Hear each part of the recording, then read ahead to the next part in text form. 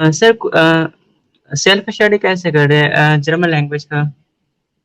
क्या कह रहे हैं? जर्मन लैंग्वेज का क्या? अ, सोच रहा हूँ ना खुद से A1 to B1 क्लियर करने के घर बैठे, हम्म। खुद से लर्न करने का। तो क्या स्ट्रेटजी होनी चाहिए मुझे?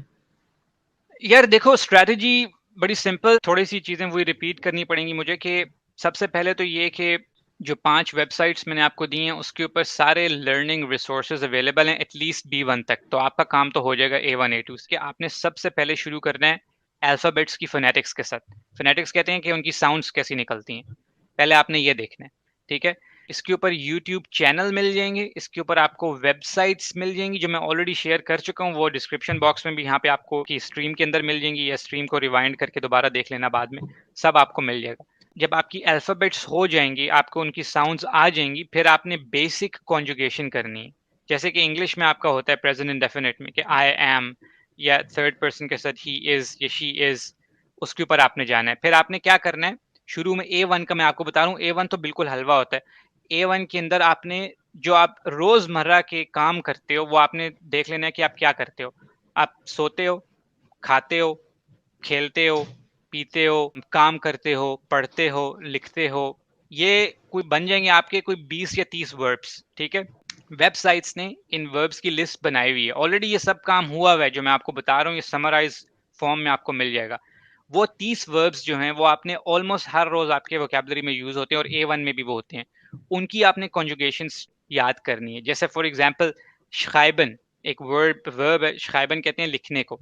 तो अब schreiben में आप कहोगे ich schreibe, यानी कि I write, er schreibt, he writes, sie schreiben, they write। ये कॉन्जुगेशन इसको कहते हैं कि अगर फर्स्ट पर्सन बोले तो उसमें उसकी एंडिंग कैसे चेंज होगी वर्ब की, क्योंकि वर्ब इन्फिनिट होता है हमेशा, उसके एंड में en होता है। सेकंड पर्सन बोले तो कैसे कॉन्जुगेशन चेंज होगी, थर्ड पर्सन बोले तो वो कैसे कॉन्जुगेशन चेंज होगी।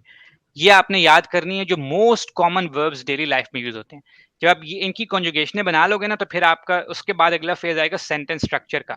फिर आपको पता लगेगा कि यार अच्छा, मैंने अगर एक जुमला कहना है, अब मैं एक खत लिख रहा हूँ, ठीक है, तो फिर आप पढ़ोगे कि इश schreibe einen Brief। ठीक है, आयनन एक को कहते हैं, ब्रीफ जो है वो खत को कहते हैं।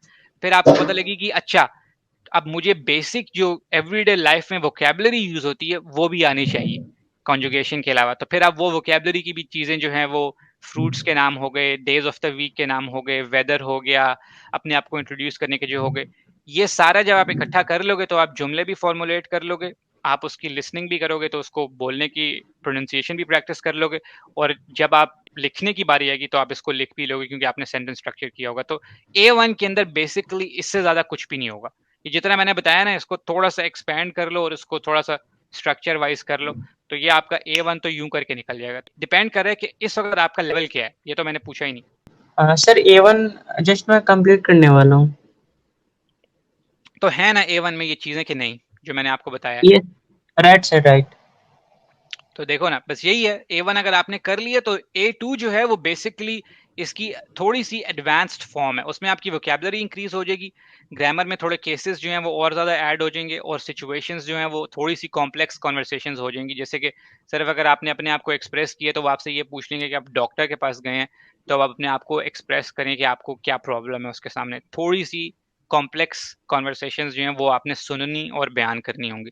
तो यार इसमें अगर A1 आप ऑलमोस्ट करने वाले हो तो फिर तो इसमें कोई रॉकेट साइंस नहीं है, फिर तो you are going on a right track. यही सर, वही A1 to B1 तक करना है, क्योंकि स्टूडेंट को लिख के लिए मुझे आना है जर्मनी, विंटर सेमेस्टर के लिए। ठीक है। ऑलराइट, तो करते हाँ। जाओ, उसमें कोई प्रॉब्लम नहीं है। बाकी मूवीज वगैरह देख रहे हो, जर्मन मूवीज या इंग्लिश मूवीज जो जर्मन सबटाइटल्स के साथ हों?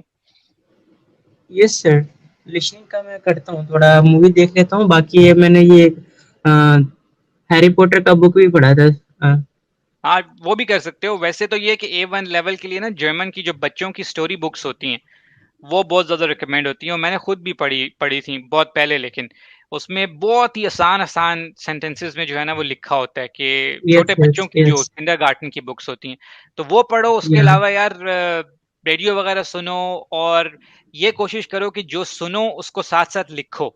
जो भी आपको जो सुन रहे हो ना उसको पेपर पे लिखने की कोशिश करो, और फिर उसको मैच करो जो टेक्स्ट, क्योंकि यूजुअली जो लिसनिंग एक्सरसाइजेस होती हैं उनके साथ उनका टेक्स्ट अवेलेबल होता है। तो फिर उसको मैच करो कि आपको कितने परसेंट समझ आई है, उसमें आपको डेफिनेटली नई वोकैबुलरी मिलेगी, नई ग्रामर की चीज़ें मिलेंगी और आपकी लिसनिंग इंप्रूव होगी। याद रखना लैंग्वेज ये सही है, इम्पोर्टेंट है इसको ग्रामर भी पास करना, लेकिन इवेंचुअली आप देखोगे कि मैं आपको सोसाइटी में रियल लाइफ यूज़ बता रहा हूँ लैंग्वेज का।